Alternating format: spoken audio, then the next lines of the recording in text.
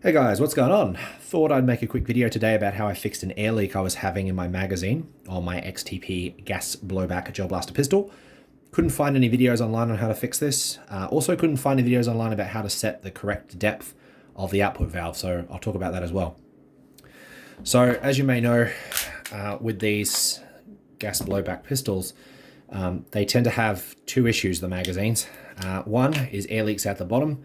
So there's two O-rings inside there, and they tell you need to oil those O-rings every 2 or 3 cartridge changes. I oil them every time I change the cartridge, and the reason I do that is because I've stuffed around with this a fair bit, and I'm just not happy with how it glides, or rather lack thereof doesn't glide if you haven't just oiled it. So every time I put a new cartridge in, I put a bit of oil on that O-ring and it works fine. If you're getting air leak out the bottom, you're going to need new O-rings. There's no ands or buts about that. That's the only way to fix it. For me, my problem wasn't on the bottom, thank God. It was on the top, which, I don't know, I guess that's slightly worse. So what was happening was this output valve, exhaust valve, output button, whatever you want to call it, wasn't fully disengaging. So as you may or may not know, when the hammer in the pistol strikes forward, it hits that button, dispels gas, causes the projectile to go forward. Now my problem was that the button wasn't fully coming out, and the reason for it was because there were little burrs building up, or rather that had just been manufactured poorly, that had caused the button not to fully retract. This can also happen if you use one of these babies instead of a valve key when you take these out, because as you can see, if I get really close, see how you get those little burrs building up? Now your screwdriver pushes the valve button down when you go to turn it.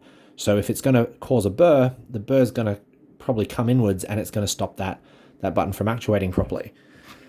So you got two options. You can buy a new valve, and I say good luck to you because they're completely sold out in Australia 9 times out of 10 because everyone is eating these up. Or you can do what I did, and I don't know if this will work for you, but it worked for me. I took an Allen key, no particular type, just an Allen key I had sitting around. It's a slightly stronger piece of metal than what this is made of. I depressed the button with it, and I just around and around and around and around. So basically what I was trying to do was just work all those burrs off the side, and I did this for about 10 or 15 minutes just while watching TV. When I looked down, well, about 10-15 minutes was up, I noticed I had this sort of fine powder, metal dust. So I'd actually significantly shaved all those burrs off, which was great. And then it was just a case of a bit of silicone oil, so 2 drops of that onto the button, press the hell out of the button, and yeah, it was fully retracted, and was actuating correctly.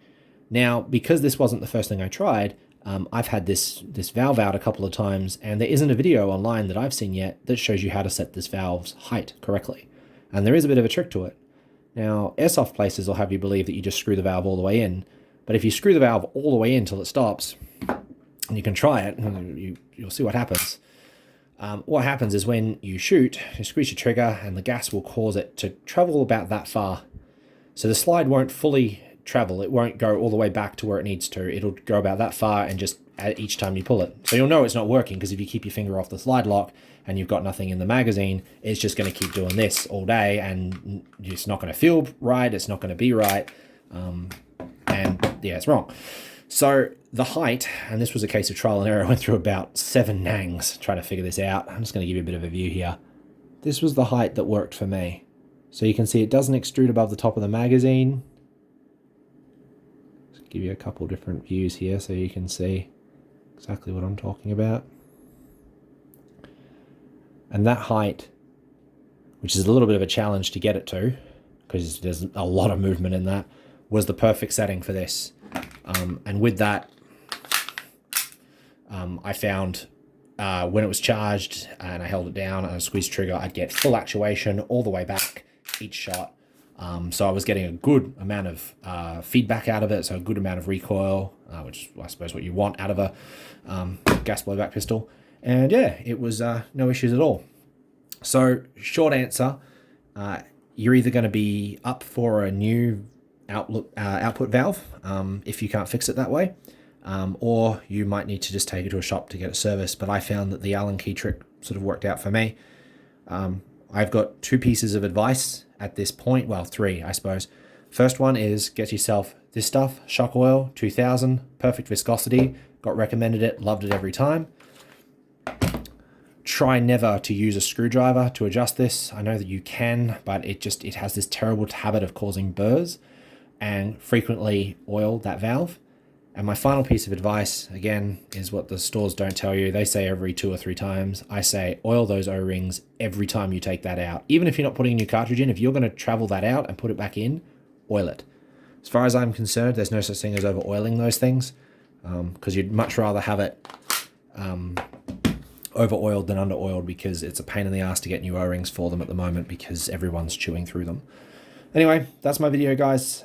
If you've got questions, comments, by all means leave them. I'm not an expert by any means, far from it, but that was a solution that worked for me. I hope it works for you, and see you out there in the fields. Bye.